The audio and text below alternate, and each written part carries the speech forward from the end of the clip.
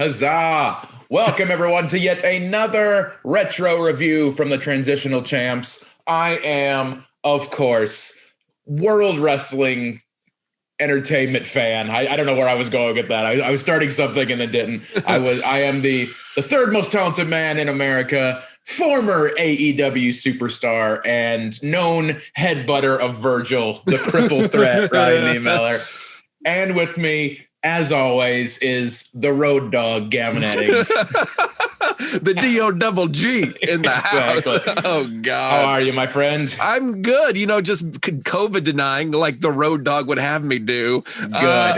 Excellent. But yeah, doing well. This was a show that I had on tape for a long time. WrestleMania 10 is what we're talking about today. It is WrestleMania season. Can you feel it in the air? Whenever I see a sign now, I point to it and challenge somebody at a gas station like we're doing this at the Shell for the title. It's been really hard making trips anywhere in the car because I stop and point at every stop sign. And I'm like, that's what we're doing. My girlfriend's like, what do you just go? You're like, I need to let Edge know I'm challenging him. He needs to know. But it is WrestleMania season, and we decided that we were going to take a look back at WrestleMania 10 back in 1994. I rented this video as a kid, watched it a bunch, and watching the show back, there were still matches I forgot actually happened on this show. Yeah, this match is generally considered to be there's two matches that are very well remembered from this show, and I think it makes a lot of the other stuff disappear a little bit in people's real memory. Bad. Yeah, but on the same token, though, like this is a show that I have probably seen more than almost any other wrestling show ever, because this was around the early time when I was into wrestling. I think one of my buddies that lived in the trailer park with me, they had actually ordered this pay-per-view and taped it. And I remember borrowing the cassette and watching it like basically thousands of times, essentially, just so I could keep it's like, for me, it was the coolest thing in the world. We had never had a live pay-per-view. There was no WWE Network type thing before. Obviously I grew up in a trailer park. We didn't have money to get them. So that was like the first time that I remember like watching a pay-per-view the day after. Yeah. Like that was like a big deal to me. I used to watch the pay-per-view scrambled. Like you could get the pay-per-view channels and you could like listen to it. So I remember watching like King of the Ring 98 and hearing Undertaker throw Mankind off the cell. It was like hearing a radio play, like what I do, and then being able to like see part of it as it kind of squiggled just a little bit. So I definitely know that feeling of like, we get to watch the pay-per-view the day after. What?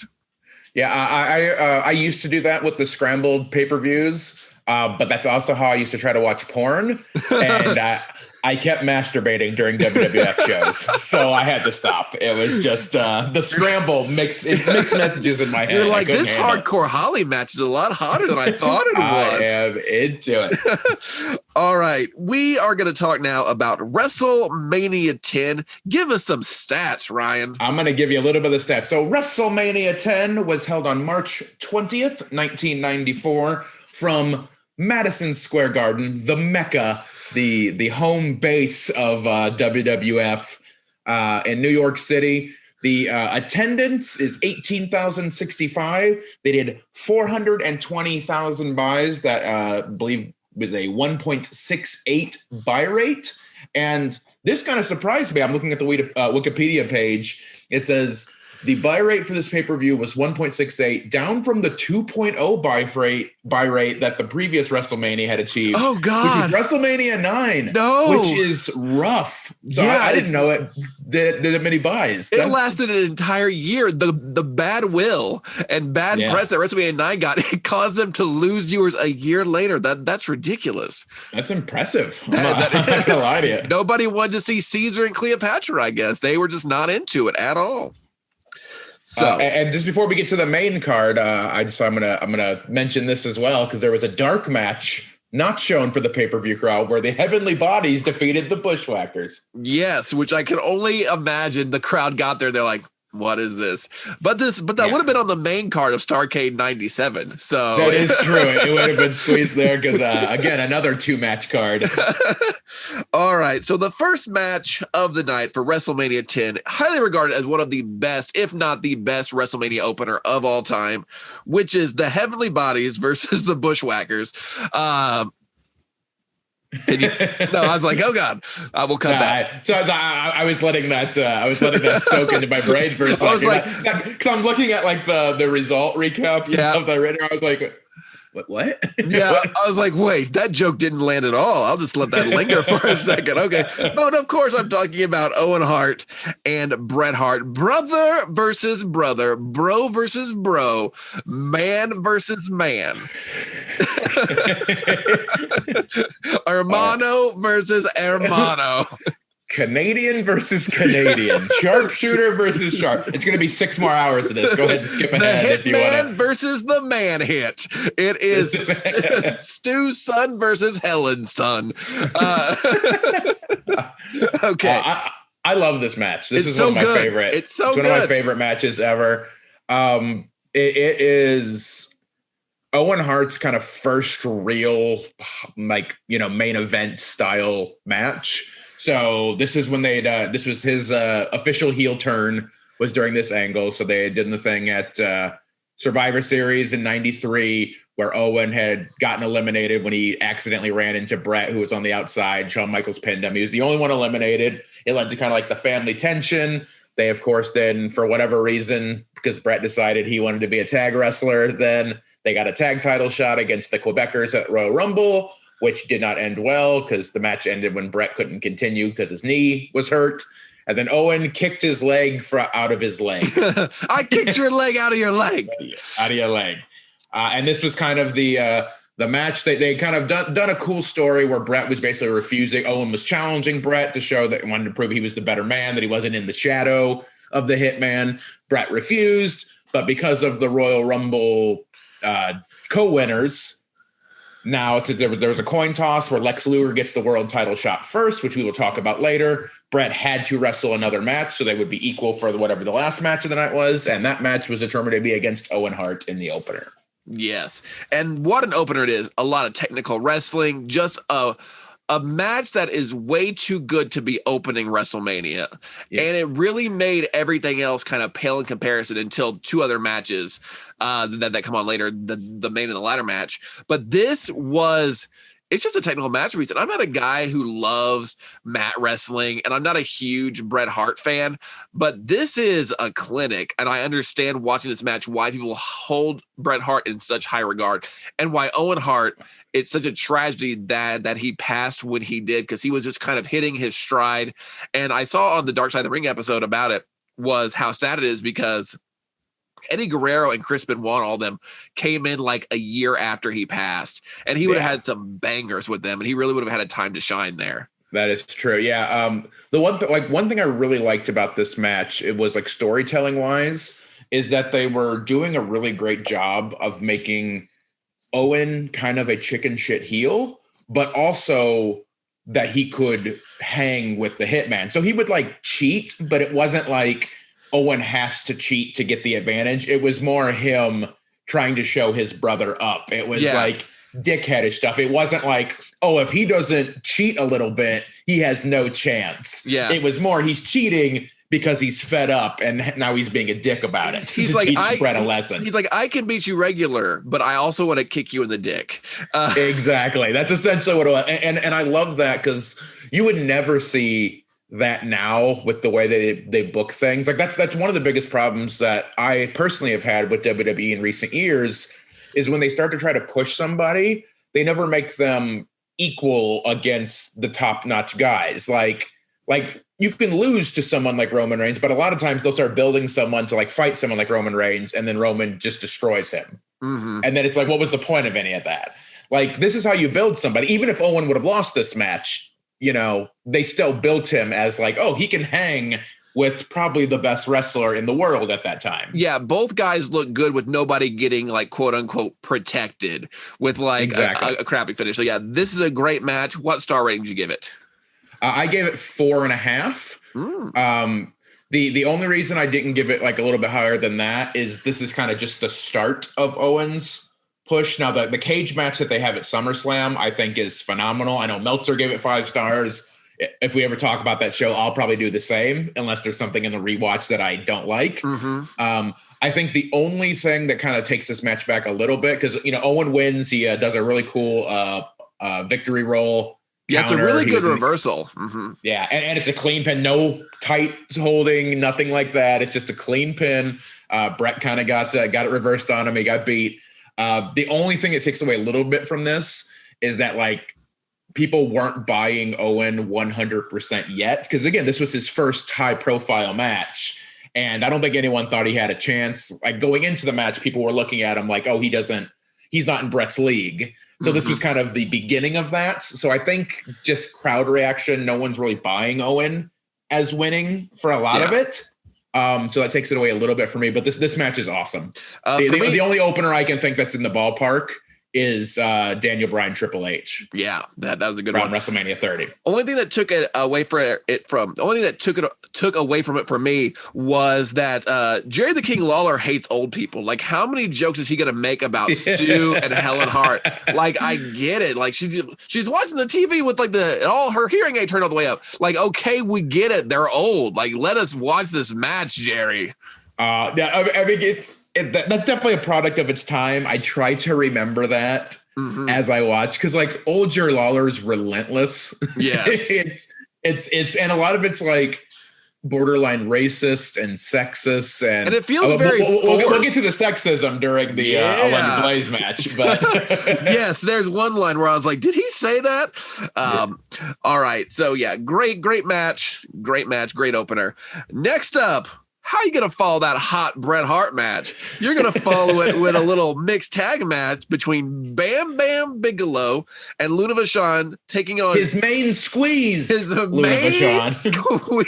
Vachon versus Doink the Clown and Dink the Clown, which I'd like to point out that in this match, Bam Bam has to wrestle Doink and Luna has to wrestle Dink, which means that little people are the same as women. Yeah, that's nice. This was their WWE was on the forefront of equality. Women only count as half of a man. So this match was fun, I guess. Like Doink comes out and does his shtick being a clown. You got Bam Bam who wants to kill Dink, which I wanted to see as well. I wanted to see a WrestleMania 3 return, because I think it's King Kong Bundy smashes one of the little wrestlers during that. It might be Little Tokyo during that. I definitely wanted to see a repeat of that. For what this match was, like nobody was expecting this to be Bret Owen. That's not the point. Every time I watch a match like this, because like it was perfectly fine for what it was. The right team won, so Bam Bam and Luna won as they should. It makes me so sad that they changed the Doink character. Like, I mean, an evil clown is kind of dumb as well, but I feel there's way more mileage than just like a happy-go-lucky prankster clown.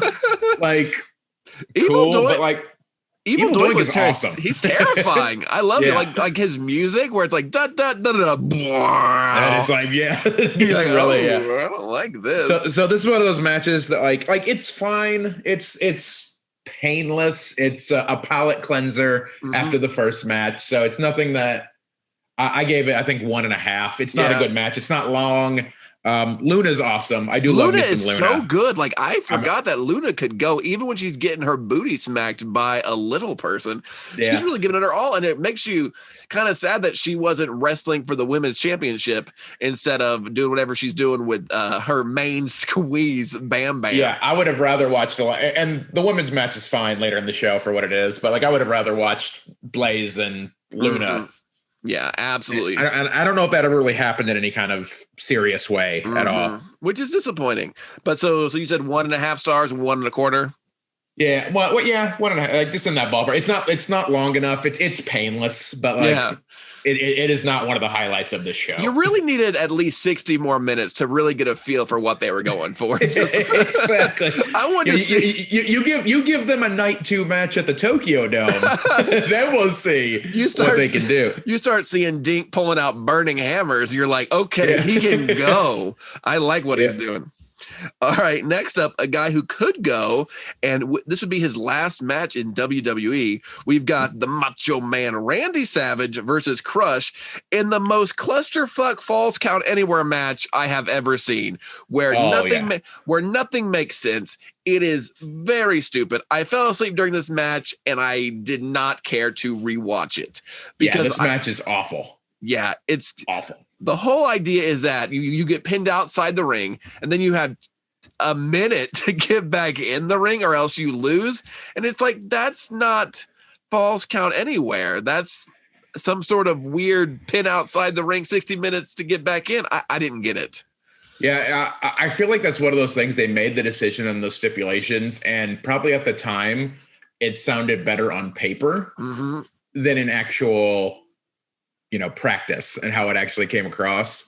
I don't understand why that was. Just let them have a brawl and fight. Like some of the action's okay. Like it's fine. Like I liked the early callback because Crush, when he turned on Savage and joined with Fuji, basically he did an injury angle where he like drops Savage on the railing and like lacerates his tongue and is like basically just kind of messed up his mouth for a couple of weeks, and he comes back and he's pissed and yada yada yada.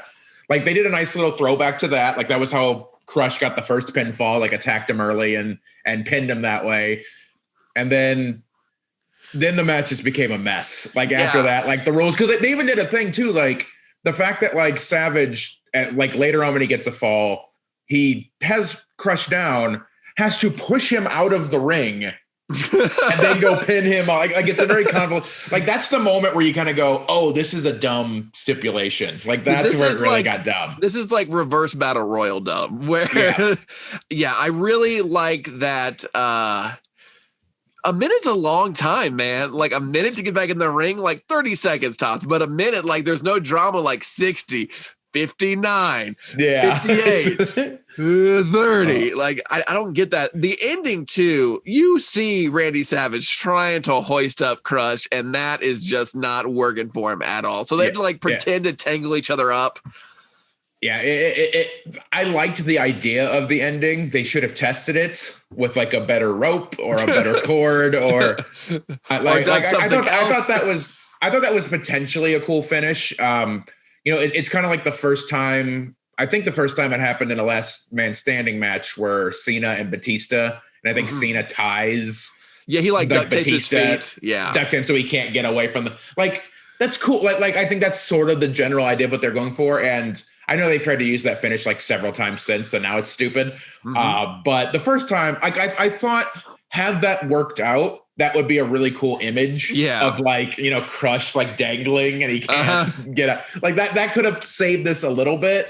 But man, this match is gross, and it's sad that it's Savage's last WWE match. Official. Yeah, I don't know if he had any house show stuff after this, but it's definitely his last televised match for sure. And it's a little sad, especially when you start hearing the stories about how like Savage wanted to stay in WWF, was willing to like do a 2-year program with Shawn Michaels to put him over. Like, when you think about like how cool that all could have been. Yeah. And instead his last match is against Crush. And then he has an okay run. Like I like some of the stuff that he did in WCW. Like the feud with DDP is really good. Like he still has some highlights coming, but like, man, it's Shawn Michaels would have been so good. Yeah. What could have been. So I give the match a star. That Savage did what he could. And I didn't hate heel Crush, but he wasn't a worker. And and they were handcuffed by really stupid match stipulations here. I would agree with that. All right. I can't remember if this next part happened before or after this next match, but I do know that we have the president in the house where I forgot about that. I was like, why is this? Now, first off, that's an amazing Clinton impersonator. Like the accent stuff isn't so good, but he looks like Bill Clinton enough that I was like, he does look like him, I believe it. And this is like pre-scandal Bill Clinton. So he's just like a regular president at this point. And this was Vince has to show the world that he's a Republican. So they do these like weird skits because they were talking about, because I guess there was some sort of like tax scandal because like IRS is like, thanks for raising tax. Like it's just like weirdly veiled like political thing. Because like I think part of this was when McMahon was going through on like the steroid trial. So any chance that he can tell, the feds to suck it, basically. Like it's again another thing, like a lot of these kind of shows, it's painless, but what was the point? It's dumb. It's like dumb. I think that for a lot of shows, because WWE has a huge obsession with celebrities at WrestleMania, and because it really helped the first WrestleMania with Cyndi Lauper and all that stuff. But you also have to worry, like, in a vacuum, somebody watching, they're not planning for people to watch these years and years later and be like, oh yeah, that was Bill Clinton. That was a Bill Clinton sketch in the middle of our show. Yeah, so, of WrestleMania, a match gets cut. Partly because they have to do 2 Bill Clinton sketches. 2 of them, not 1, but 2. And then poor Todd Pettengill having to pretend that he's like nervous to be talking to the president. Like, Jesus. I think that was just Todd Pettengill nervous to talk to anyone. I will say, from watching some of these older shows like this, I have this weird love for Todd Pettengill. No, I do too. He's a product of mid-90s WWF, like, but he's like the perfect for like this over-the-top cartoony stuff. And he's like this kind of like, hey, pitchman kind of guy with his lame radio jokes, because he was still a radio like morning DJ at that time. And so good. I love me some Todd Pettengill and his cool guy earring that he sometimes wears. I will look for the earring. I did not notice that. I am not as big of a fan as I don't stand Todd Pettengill as much as you do. I celebrate his entire catalog. All right. Next up, we have the women's championship match between Leilani. Is it Leilani Kai? Leilani Kai, yes. Leilani Kai, who my girlfriend, grandmother of Dakota Kai. Is she really? No, not at all. That's just, that was just I didn't know. I was trying to make up some WWE lore here. That is no. Please, I either no one take that seriously, or please spread that rumor everywhere. All right, Leilani Kai, who my girlfriend recognized from the Dark Side of the Ring episode on the Fabulous Moolah. She's like, wasn't she abused? But I go, yeah, she was. Good for you, Stephanie. Yeah, good job. You do pay attention when I'm nerding I'm so out. glad. Thank you. Taking on Alundra Blaze for the women's championship, and this match sure happened. Not a bad match. It's fine, but it felt like okay. It only got 3. I think it was 3 minutes and 20 seconds according to Wikipedia. This was the time where like Blaze essentially, Medusa, she's the only real women's wrestler that's consistently. Mm-hmm. I think this is a little bit before this. She starts the program with Bull Nakano through the summer after this, which that had some really good matches in it. And then I know later on she has the stuff with Bertha Faye, which those are some decent matches, even though the Bertha Faye gimmick is terrible. But yeah, this match is just we wanted the women's title on WrestleMania. I don't remember there ever being any build for this. I don't think Leilani Kai was on any Raws or anything. She was just there up to it. I think it was literally, hey, she will be wrestling somebody who was at WrestleMania 1. Yeah, I think that's essentially it. That makes sense. This is the match where we realize Jerry Lawler hates women. Yeah, no. It was at one point he calls Alundra Blaze a horse. Yeah, which is it's not an appropriate. I will admit it was a clever roast joke. Like I kind of like that joke for being clever if it wasn't like awful and sexist, but. For anyone watching, the joke essentially is like, Alundra Blaze is going to make it in Hollywood, and she's going to be in Westerns if she could grow 2 more legs. I'm like, it's kind of a funny, like, busting balls kind of joke. But, like, those type of, like, busting balls jokes don't age well. Mm-hmm. If it's, like, if it's you making fun of your bro, and maybe this is sexist to say that, like, they can't take it, but, like, an older man just making fun of a woman doesn't age well in that regard, as far as like, especially because there's no comeuppance. Like there's not a time like Alundra Blaze doesn't kick Jerry Lawler's ass or anything. Like then I'm a big believer in stuff like that, where if someone's awful or racist or sexist, but they get their ass beat, do that angle, because that person gets theirs. You show what a piece of shit they are. Yeah. And then they get theirs later. For this, it just comes off as mean. Yeah, it's like, why? I mean, I get, and he's talking about like, I even feel like him praising how hot Leilani Kai is also kind of like shitty, because he's not being sincere. He's just being a heel about it. So it's like, you're just treating everybody like garbage. Okay, if that's how you want to be, then just be that way. Yeah, it's weird. 1 star, if that, on the match. It just doesn't last long enough, but it's fine. Like, whatever. All right. Next up, we have Men on a Mission, Mabel and Mo with Oscar. They took on the Quebecers, Quebecer Jacques and Quebecer Pierre, also known now on the independent circuit as PCO, who I met, and he is a crazy person. Yeah. Very nice, but also insane. Wild that like he has recently been the Ring of Honor World Champion. That's when I met him. I got to hold the belt. Yeah, Quebecer Pierre. I did not recognize him. He had been wrestling a long time at this point. Yeah. This is 94. And now when did he debut? He debuted in 87. Yeah, so he's been wrestling as long as I've been alive, literally as long as I've been alive, for 34 years. And this match, I forgot was on the show. I had to go back and look to see if they left it off of the WrestleMania 10 VHS tape. They did not. This match is just not good and amounts to nothing. It is the most 90s I've ever seen anybody. The Minimum Mission have whoop, there it is on their tights. And not on their tights. And not just one of them. They both have whoop, there it is, which I don't think they're legally allowed to do. I feel like sprinkles. I remember. So the very first wrestling show I ever went to was a WWF house show that was held in Valparaiso, Indiana. It was in October of 1993, and Men on the Mission were there.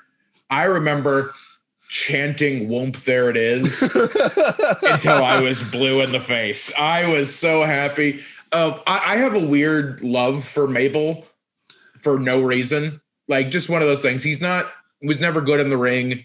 The gimmick's stupid. It doesn't hold up well. This match is terrible, but he sure is big, and I like that. So let's put some pajama pants on him and call him a love machine, and let's just have him have his big old bitties out as Big Daddy V. Viscera was kind of dope, though. I mean, it's a man with a blonde mohawk wrestling in a trash bag. What's not to love? Yeah, I can get on board with that. Yeah, this match sucks. Men on a Mission wins by count out. It's a really stupid finish. It's not a dumb finish if this is leading up to WrestleMania. I forget this is the era where Mania just has those non-finishes. Yeah. Like it wasn't necessarily the definitive end of feuds, kind of like it's designed to be now, more or less. So yeah, they did just a standard, the heels are getting beat up. They run away with their titles. Yay. That's it. I want to say sometime during that summer, Men on a Mission beats them on a European tour and then loses the titles back pretty quickly. I looked it up. It was an accident because Mabel, your favorite wrestler of all time, fell on Pierre and accidentally pinned him. And then so they won the titles by pure accident and lost them 2 days later. Yeah, there is a lot of stories of, again, it's not to speak ill of the dead, but, there's the story of Mabel when he was King Mabel, essentially almost breaking Diesel's back during their SummerSlam match, where he just does that big sit down. The sit down looks really cool, but he didn't protect anybody. I think he also broke Undertaker's face. Where Undertaker had to wear that Phantom of the Opera mask for a while, is because he basically just sat on his face and broke his orbital bone. So he was a little dangerous with that. So it doesn't surprise me that he might have accidentally pinned future ROH World Champion Quebecer Pierre. And my personal friend PCO, who I paid $30 to meet at a meet and greet. A little off topics, I just looked up Quebecer Pierre. I forgot that they actually have a run as the Quebecers during the Attitude Era as well. Do they come back? They are so low on the totem pole as far as I vaguely remember now seeing them on TV a couple times. They're technically under contract from 1998 to 2000. Pierre is in the Brawl for All. They were part of the Tag Team Battle Royal at WrestleMania 14. And then they're kind of just he worked most of the time. He worked for All Japan. Okay. And in Memphis as a talent swap thing or a loan thing. So he was barely around, but yeah, they were on in the Attitude Era. The Quebecers are there for at least a little bit. Well, we should watch the Brawl for All. Let's not do that. That'd be terrible. Let's not do that. It's terrible. All right. Also, a match that wasn't even a match. Earthquake takes on Atom Bomb. Oh, we're not there yet. There's one before that. the first world title matches. Oh, I'm so sorry. Yes, I'm just so excited to talk about Earthquake and Atom Bomb. I know. Match of the night. And Harvey Whippleman. Okay, sorry. Next up, we have the first title match of the night for Yokozuna with Mr. Fuji and Jim Cornette taking on Lex Luger, not Hulk Hogan Lex Luger, who they wanted him to be. And this match is Lex Luger and Yokozuna in a match, and Yokozuna is putting in better work than Lex Luger. Yeah, like watching. So I just personally over the past few months, I've been sort of doing a rewatch of basically the Monday Night Raw era. So watching WWF starting from the beginning of Raw, watching the pay-per-views. Man, the Lex Luger could have been a star had they not been so dead set on making him the guy. You know, like if they weren't trying to make him Hogan 2, he could have been, because he's like over. Yeah, and like he's him. not a great wrestler. These aren't great. This isn't a great match. He wasn't putting on wonderful matches. But Luger is someone in general, like you get him with the right opponent, he can have a really good match. Like he's capable enough with that. But like it was just like, this is just like such a poor casting of him as a character.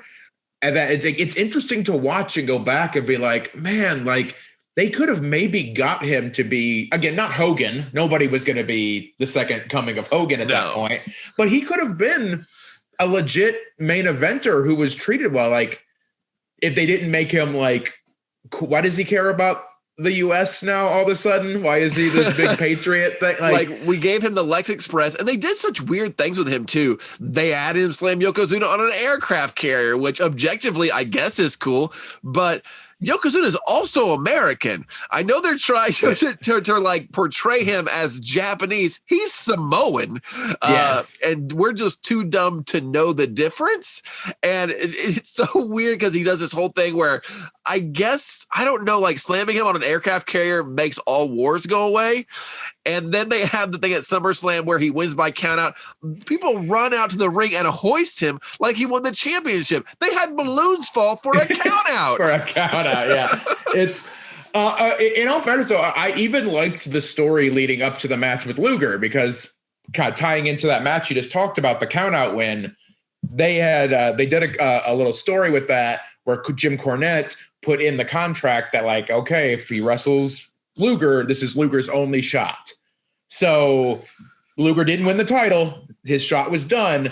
But then Luger wanted to be in the Royal Rumble, and they kind of did like a gimmick where there was like, oh, there's lawyers that are trying to prevent Luger from being in there. And that's when they allowed, I think, for Luger to be in the Rumble, since the prize for winning the Royal Rumble was a world title shot at WrestleMania. They then let Yokozuna pick two mercenaries, essentially, to try to, that could be in the Rumble to take Luger out. Like, it's actually kind of a cool story of like Luger having to it made sense that they actually didn't just ignore the fact that like, oh, he only had one shot. He didn't win it. Now they do this thing. And the match itself just isn't great. So Mr. Perfect is the guest referee. Perfect ends up disqualifying Luger because near the end of the match, Luger has knocked Yokozuna out with the loaded forearm. Cornette gets on the ropes. Luger brings him in, knocks him out with a punch. Fuji then gets in the ring. He takes the stiffest bump of all time, and not stiff in like a stiff way, but like more like he was literally undergoing rigor mortis during where he gets in and then like Luger elbows him in the back, and then like Fuji's bump is hilarious because he just like tightens up and then kind of falls, and then he's pinning Yoko. He has him down for the 30 count essentially, but Perfect's trying to you got to get the managers out of the ring. Luger kind of grabs Perfect and kind of like shakes him a little bit to make the count. Perfect calls for the DQ, essentially a heel turn, leaves. I don't believe there was any real follow-up to, because Perfect couldn't get cleared, I think, if I'm not mistaken. Like he was still having back issues and couldn't get cleared because of his Lloyd's of London insurance thing. So they never got to have the payoff. So that makes this even like a worse match, because it didn't even lead to anything because it couldn't, because Perfect was hurt. One of my favorite things is that Mr. Perfect wore a referee romper. I don't know why he had matching pants. Like, I've never seen them come out. Like, okay. I loved it. This entire I was gonna say those pants. I think it's the reason I won't spoil who the referee was for the main event, but that's why the referee in the final match was not wearing any ref gear at all. Is because Perfect had the shirt made into pants. Well done, Perfect. Also, it was a nice little callback for Vince to be so hot for Luger. It reminded me of Bobby Heenan unveiling Nars. Like, does everybody have to be actively orgasming when Lex Luger comes out? Because it's like, it's Lex Luger. Oh God. It is a lot. Yeah. And I think that was Vince McMahon's sort of style for his baby faces during this era, was that like he would sell them so over the top that I think it honestly made audiences hate the character, because he's just like, yeah, it's the people are behind. Listen to the salvation. Oh, it's like I'm in 1995 WWF right now, and it's with Shawn Michaels kind of build to that. It's the same thing. Like Vince is edging the entire time for Shawn Michaels. He's like so charismatic, so flamboyant. It's so over the top that it makes Shawn Michaels look like a doofus. Yeah. Like it makes him look like nobody. You don't want to like support who your dad thinks is cool. You know, you don't want to support who your dad wants to clearly fuck. Exactly. So and I think it was just the way, it's pre-Attitude Era. I think that's just the way they tried to build baby faces. Like the announcers were either instructed, or Vince himself was like, no, they can do no wrong. This is the second coming of Christ. You have to play it off like, and it was counterproductive. That didn't work in Luger's favor at all during all of this. All right. So how many stars did you give this match of edging and wonder? I gave it 2. It's, okay. Yeah, it's not great, but it's for me, like 2 stars is just forgettable. Yeah. There is nothing memorable that happens during this match. Like no cool spots, but like everything's done well. Like it's not like botchy. It's not. It is a match that happened. And it happened okay. Yeah, I mean, I think part of it too that we have to kind of remember, because this is it's the second or third longest match of the show. It goes almost 15 minutes. This is, Yokozuna has to wrestle twice. Mm-hmm. And I love Yokozuna.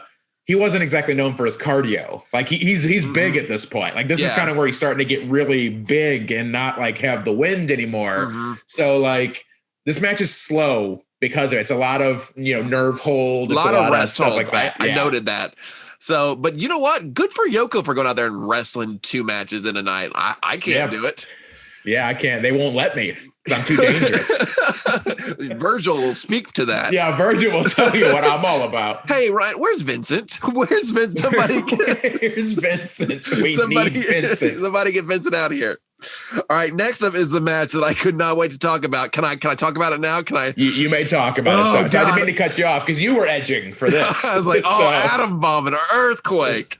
I don't know why this happened or what was going on, but Atom Bomb comes out with Harvey Whippleman, talks some smack, and then Earthquake comes out and beats him in 35 seconds. Yes. So they're doing we forgot to mention earlier during the show, I think it was right after the Owen Hart, Bret Hart match, where Cy Sperling is one of the celebrities here.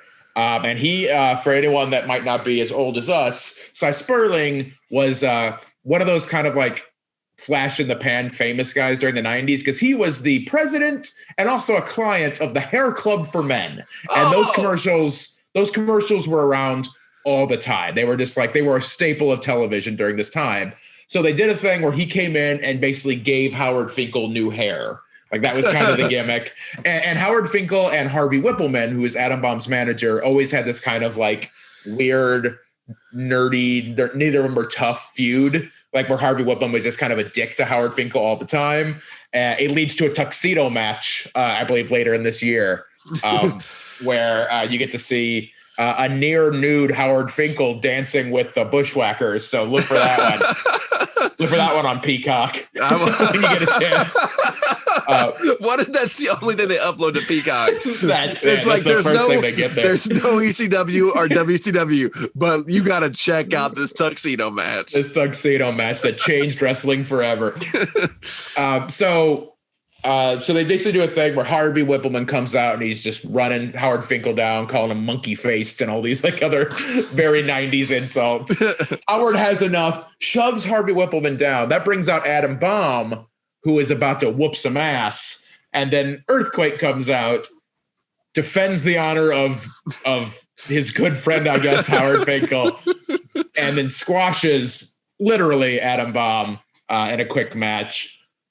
I'm curious if that was always the plan, because like this show, I guess, is running long. There's a match that actually gets canceled that we'll talk about here in a little bit.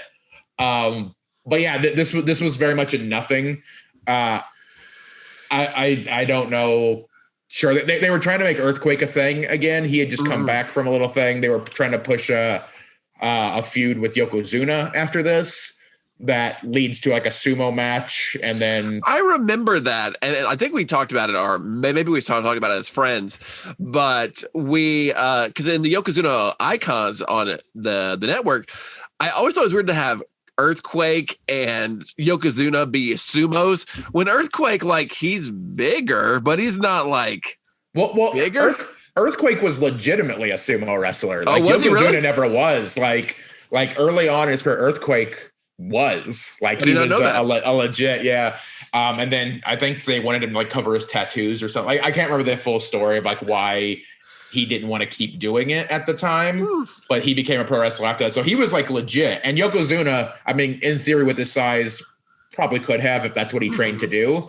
But I don't think Yokozuna actually had any real. I don't think so either. Yeah. And so they were building to a big thing of that. They had the it doesn't go anywhere because Earthquake leaves WWF later that summer to go to WCW and become the Shark and the Avalanche and Dungeon whatever. of Doom. Yeah, he's part of the Dungeon of Doom where he has like 6 different characters. And yeah, it was a fun little thing that happened. I can't imagine them going longer than 35 seconds, so I don't know what match they had planned for this, but it is what it is.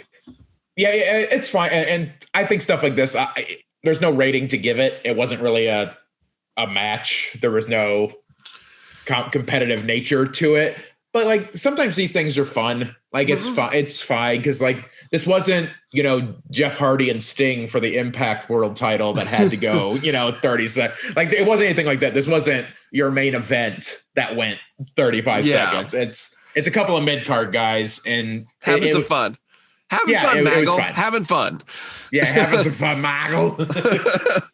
All right, next up, probably the second match, actually it is the second match this show is known for, and the reason I rented the tape from the Book Broker in Evansville, Indiana to begin with, and that is the ladder match for the undisputed WWF Intercontinental Championship between Razor Ramon and the Heartbreak Kid Shawn Michaels with Diesel.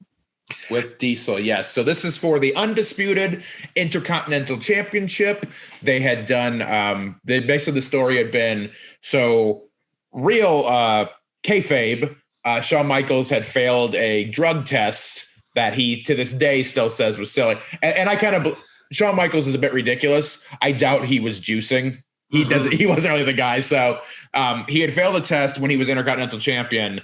So they stripped him of the title, but I guess he was pissed at the time in real life, didn't send the title back. They have a new title made. Ramon is one of the finalists in a battle royal with Rick Martel. They have a match the week after that. It's I think October of 93.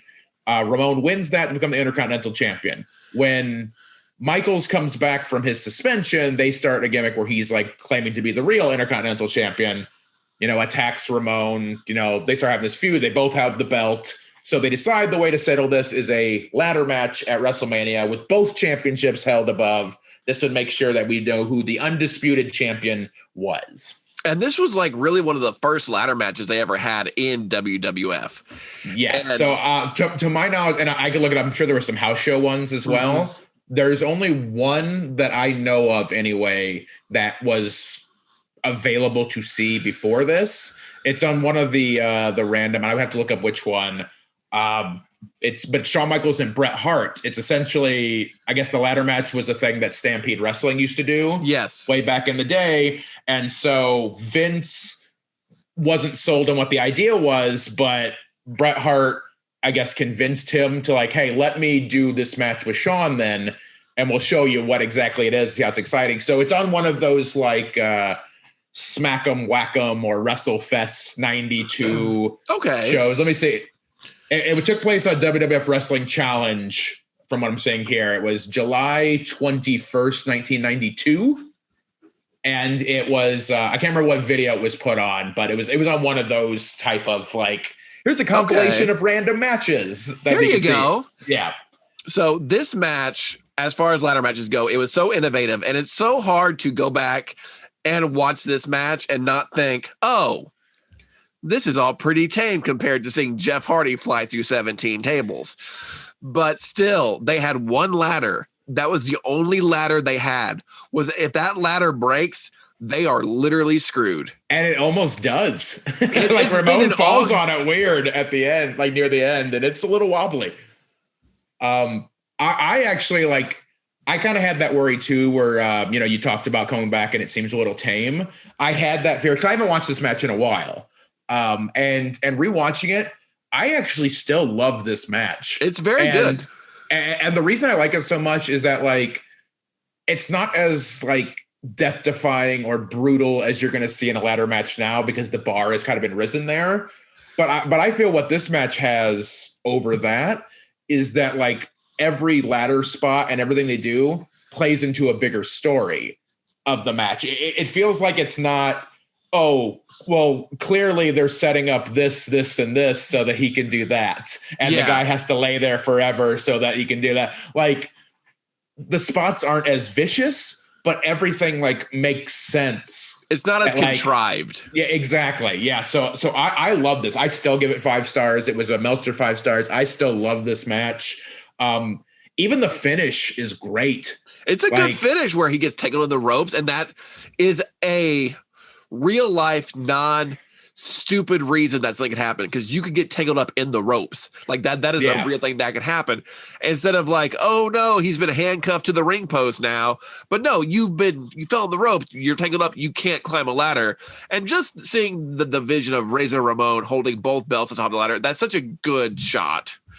Yeah. Oh, and just kind of talk about that finish a little bit again with so Michaels kind of gets crotched on the ropes and gets his leg kind of stuck in there. So he's dangling from his leg. Jerry Lawler, I thought, was amazing during this part, where he's yelling ref, get him out of there. Help him out. What are you doing? Let me go up there and help him. It's good heel work there. And then Michaels is frantically trying to get out. He eventually gets himself out, but he was so frantic to get out that he then gets his arm stuck in there too. It kind of switches to where he kind of falls out from his leg. And he's oh, he's going to go get Razor now, but then his arm gets stuck. Mm-hmm. I thought it was just brilliantly done. The match is brutal without being a car wreck, or like we were saying, it's not spot to spot to spot to spot, where clearly okay, now this is the next ladder spot, and now we're going to set up these 4 ladders to do this ladder spot. It's brilliant storytelling. It's Razor at his best. It's Shawn Michaels kind of proving he could be a main eventer. I think this is the match that sort of was the catalyst for Vince to go, okay, yeah, he can be taken seriously in these type of fights. I love everything about this match. It's great. All right. So now it is time for our main event of WrestleMania X, which... let me interrupt you there just for a small little tidbit. So there's supposed to be another match. There is something we got to talk about here. Oh. So there was supposed to be a 10-man tag as well. That was going to be IRS, Jeff Jarrett, Rick Martel, and the Head Shrinkers versus, I believe it was 1, 2, 3 Kid, Tatanka, Bob Sparkplug Holly, and the Smoking Guns. They do a little backstage thing here where the heels are arguing over who is going to be the captain, and no one can decide who's the captain of the team, so the match is canceled, I guess. I guess from what I read here, Bob Holly said this in his book, where Shawn Michaels and Razor went long. Apparently they were being told to wrap it up, but they just kept going. And because they kept going, time restraints meant that this match had to be canceled. That's why at the end here, I'll mention it there. It was weird to see some of the faces that come out in their gear. And then it made sense that they were supposed to have a match. And then it didn't happen. So there was supposed to be a 10-man tag, which I think takes place on Raw a week or two later. What I think is funny is that they were asking Sean and Ray Razor to go short, so Bob Holly and the Smoking Guns can get their shit in. I would understand it from their point of view, though. Like, of course, that ladder match is a classic and iconic, but like at the time, that's their payday. You know, that would have been like a lot of their first WrestleMania shows. True. It would have been 1, 2, 3 Kids first one, Smoking Guns first one, I believe. It would have been Bob Holly's first one. So like I get it from at least that standpoint. I would be pissed too, even if I wasn't, this ladder match that was an epic. The only time I remember another match from Mania getting canceled, and it's only because I watched Total Bellas, is at WrestleMania 29 in New Jersey. Funkasaurus and Sweet Tea were supposed to take on somebody, and their match got cut. And I remember seeing the Bellas on Total Divas or Total Bellas being like, "Oh no, our match got cut." Like, yeah, you're the match that gets cut, Brie Bella. I'm really sorry, but I'm sorry Punk Taker went long, but you don't get your Mania moment now. Yeah, because the Funkasaurus. How do you think he felt? How does the Funkasaurus feel? We should all be asking, how does he feel at all times? Most things. We should try to get him in on the show and then just ask him, how do you feel, Funkasaurus? WWFD, what would Funkasaurus do? All right, but the real main event here is Bret Hart taking on Yokozuna with Mr. Fuji and Jim Cornette. Jim Cornette still rocking, I guess, the most fantastic general's uniform of all time. Oh yeah, that jacket is it's got like the big flares. It's got like he has a golden tennis racket cover. Like, he is accessorizing very well. Cornette is so great during this era. Like Cornette's a bit of a crazy person now. Like he's just very opinionated and he thinks what he thinks and he is what he is. But like he's so good. Like the reason that I think that Yokozuna this works during this time is because of Cornette. Yes. So we do have a 10-minute match between Bret Hart and Yokozuna, and it is fine. It is a match where Yokozuna had another match earlier. Bret Hart's a little more rested. He's still selling the leg, though. So it's kind of around like, is his leg going to give out? What's going to happen? And honestly, I cannot tell you a single thing about this match except the finish. Yeah, so Roddy Piper was the guest referee, so he's the one that came out there. He lost his shirt to Mr. Perfect. Yes, to make his pants. They were kind of teasing a little bit. 2 years before this at WrestleMania 8, Bret Hart had defeated Roddy Piper for the Intercontinental title. So there was kind of this, and after we saw Mr. Perfect, who had a match with Lex Luger at the WrestleMania 9 the year before. So like with Perfect kind of screwing over Luger, there was sort of this little undercurrent that like, well, is Piper still mad about that loss from 2 years ago? Is he going to screw Bret? They had the match. Piper's very down the middle. They didn't make this super clear, but like, for instance, Cornette is getting up on the ring apron. I think they were trying to tell the story that Cornette and Fuji were willing to get Yokozuna disqualified, so he kept the title. Piper just basically knocks Cornette out and was like, hey, this match is going to go to a finish. Like, so that was kind of the story they were telling there. Do you want to talk about the finish? Because I have some thoughts. I have so many thoughts. The finish is fat guy fall down. That is the finish, and that is real dumb. I don't get it. It is wild that like, because like you want to make someone a strong champion. Like Yokozuna was being booked as this monster. Mm-hmm. He's a monster, and if you want to have someone be like the monster slayer, you have him figure out a way to defeat the monster. Like you gotta try to put him in the sharpshooter or something. You cannot win the title because fat guy fall down. Yeah. So just to kind of explain what we're talking about here. So Bret Hart is kind of having a run near the end where he's getting some near falls. I think he hits like the diving elbow. He hits a couple of things. He's getting really close to getting a pin. He jumps back up on the second rope again to kind of just does a flying nothing. That's essentially why, because it's setting up a counter. So who knows what he's actually trying to do. But he jumps at Yoko. Yoko catches him and then hits a belly-to-belly suplex. It's like, oh, okay, that looks cool. And then the thing is like, now he's calling for the bonsai drop. Okay, now he's going to finish him. That was Bret Hart's last. He fought valiantly, but he didn't make it. Yokozuna pulls Bret Hart over to the far corner, climbs up onto the second rope to do his bonsai drop, loses his balance, smacks his head on the back of the ring, or on the ring as he falls backwards. Bret pins him. Yoko immediately is like, what just happened? That's the crowning of Bret Hart as the world champion. And then they do the big celebration where all the faces come in and all the, Burt Reynolds is back, who was the ring announcer for this. And Donnie Wahlberg is like, hey, do you want to be a part of the New Kids on the Block? Like, you're really cool.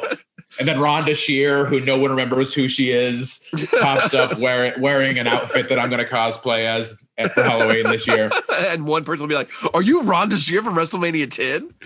Yeah, it's a thing where like Bret Hart winning this is the right call to get the title back on him and then start to kind of build him as the champion.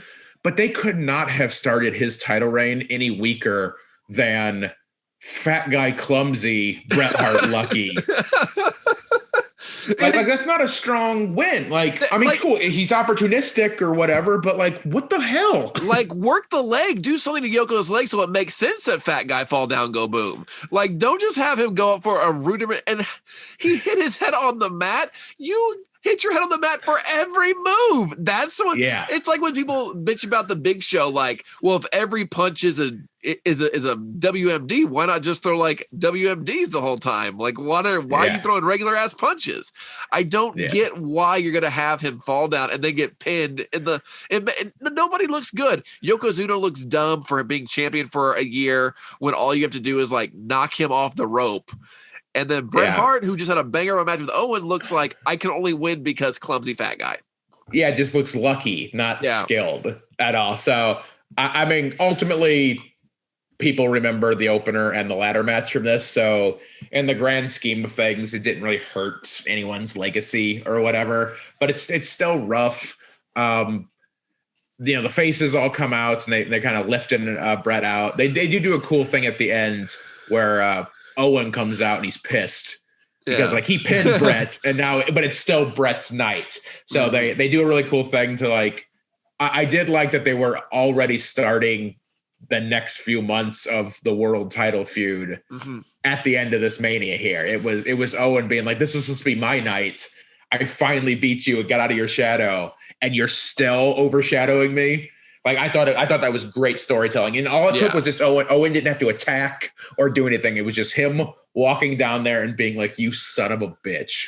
And that was it. I thought that was a really good moment that for me helped save how bad that finish was. Yeah. At least I'm like, okay, now they're building towards something that's going to be really good. Yeah. So overall, how many stars do you give that main? I give it 3. It's fine for what it is. Yeah. I thought it was pretty good. I feel that with how much Yoko reserved later, they had some good action and it was Bret carrying it, but I thought they did some really cool stuff. It's short and it's got a dumb finish, but I like the action. It's forgettable, but I gave it 3 myself. I cannot argue with that. All right, so that brings us to a close on WrestleMania 10. The WrestleMania with the X that closed behind everyone.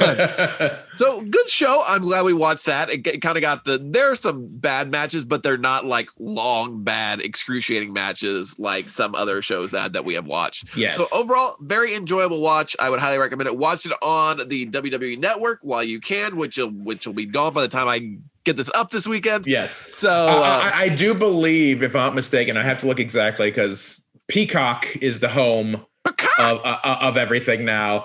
And I know not everything is over there. I do believe most of the Manias are there. So I think you can watch this on there.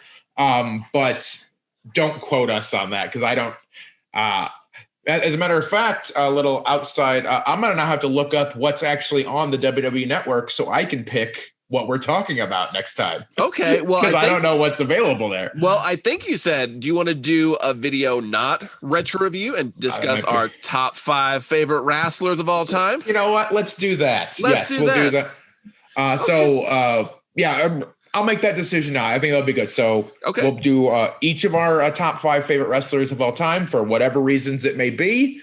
And then let's do some Mania predictions. Number 1, Axe. Number 2, Smash. Number 3, Crush. Number 3, Skull 8-Ball. There's my 5. It's nice. Well, that was spoilers, bro.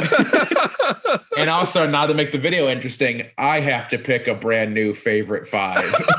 Because that was going to be mine. Damn it. All right, Ryan, where can people see you and where can we find you on the internet? At CrippleThreat8 on all the things, cripplethreat.com for my calendar. I'm in Rochester, New York, April 22nd to the 24th, and I'm in St. Louis, Missouri from April 29th through May 1st. Come hang out, get a Club Nub shirt. I will be fully vaccinated by that point, so kiss me on the mouth if you want.